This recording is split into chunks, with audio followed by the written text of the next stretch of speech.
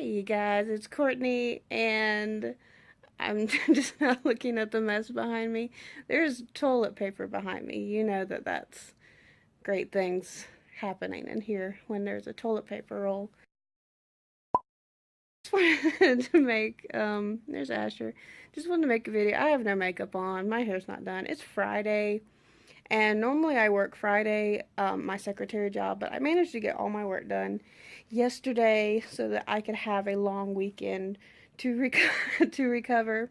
I forget every year how like chaotic it is, preschool, like new kids, and these kids come from having not been in a preschool setting, and it's brand new and it's very scary for them, and I totally sympathize with that. But yeah, when you have 10 1 and 2 year olds, all kind of feeling the same insecurities at the same time, it can be quite chaotic because you can have just one or two crying off and on all day, and because their crying is so loud, you can't really get the attention of the other kids and having to corral a lot of 2 year olds. It just happens, but it absolutely gets better. First week is always super hard, and then it just gets better from there on. Totally get that. Overall, it's actually been it's been a good week. It really has. But I just wanted to tell you my embarrassing, interesting story that happened yesterday, Thursday. We had a child who had been sick on Tuesday and Wednesday, which was the first 2 days of school. So his first day was yesterday.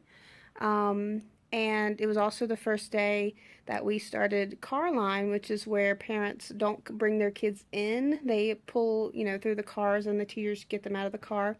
So my teacher assistant had gone to car line, and I had forgotten that usually for the first week of school, me and the assistant stay in the classroom together because it is a lot, having 10 2-year-olds by yourself when they're still new and still acclimating to the classroom.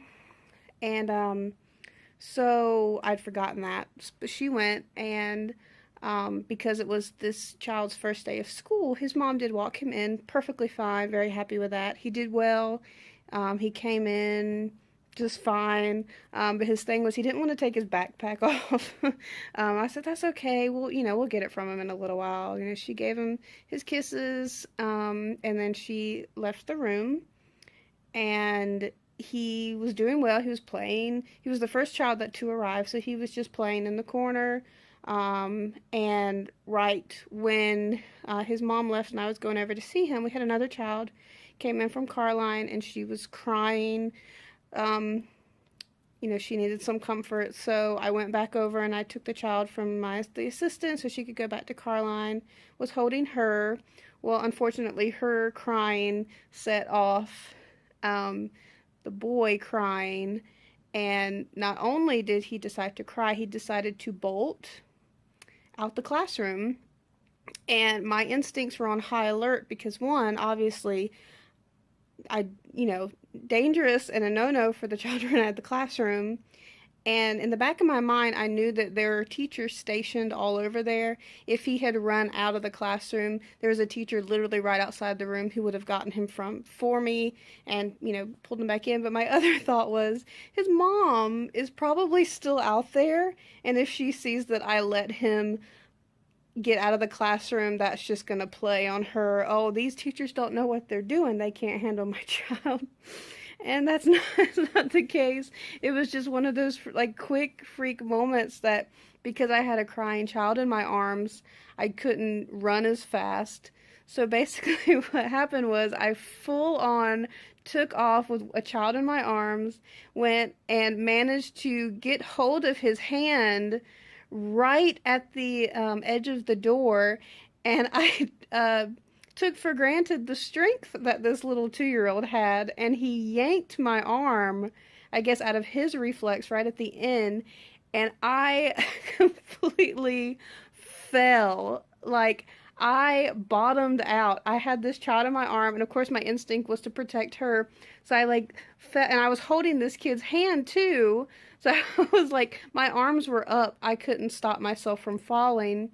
So and I guess in my head in slow motion, I went down first with this child being like Asher protected on my side.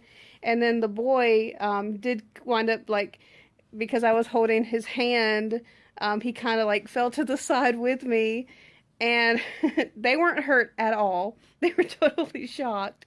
Like the girl who was crying just stopped crying. It was like, okay, what just happened? But it destroyed like the way I landed. I have a huge bruise on my back, and my knees um are just completely, they were skint.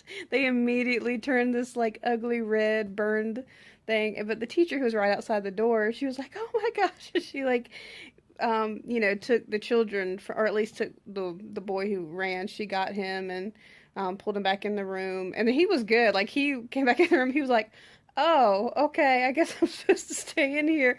He was like fine with that. He didn't cry or anything. He was just standing in the room like, "Oh, okay." He went back to playing, so that was interesting. But and I managed to like stand up with the other child still in my arms.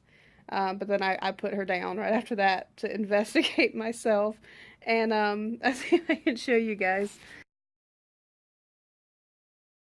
But I have a bruise all across the shoulder blade of this arm, and my hip is out of whack from falling. So I just wanted to share that. Oh, so here's the thing. So because it happened the way it did, and like right after that, kids were coming in. They did send my assistant back into the classroom with me to help. She came in, and I had to go bandage my knees because they were like leaking. When you get a burn, your skin just secretes this really thick, that's really gross, but it secretes this really thick protective liquid. It was doing that, and it was gross. So I had to go bandage myself. And the director came and, to make sure everything was okay, but my mind was very much on the kids. And so I didn't, and all day, my focus was on the kids all day. And then right after my preschool job starts my secretary job. So I was focused on getting all my work done so I wouldn't have to work this weekend to recover from the first week of school. It's always the hardest. You're getting back into the swing of things that you are not used to. So I went to bed at like 8 o'clock last night. I was so tired. But I hadn't really thought to dwell on what happened. So basically all day today and like all yesterday evening, I was dwelling on how very embarrassing that was to just fall. As an adult, you don't fall that well. I mean, you do still trip and here and there, but you don't just wipe out like that on an everyday thing. like literally, it's just all been in my mind completely how embarrassing that is that I just completely wiped out. I guess I didn't say this part, but thankfully the boy's mom actually had already disappeared around the corner. She didn't see it, because that would have been worse for her to see than it would have been for, her child to run out and the other teacher get him for me. So of course in my hindsight, I'm like, that was a terrible idea. I shouldn't have done it. But my instincts were just on full adrenaline, like, oh my gosh, this kid is running from me and I have to get him because I don't want him to run away.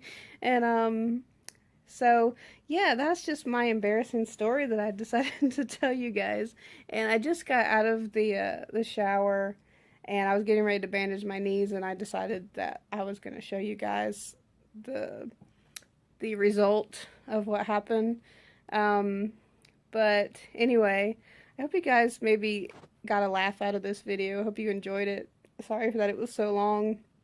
And I'm getting ready to do a haul video as well as a different kind of video. Possibly a tag that I'm doing. It may be a tag that's already been done. I need to look. I need to YouTube it. But if it's not a tag, I would love to get it going. Because it's just thought that popped in my head. But anyway, guys, again, thanks for watching this video. If you made it through, congratulations. And I will see you guys in the next video. Look at that sweet baby. Bye-bye.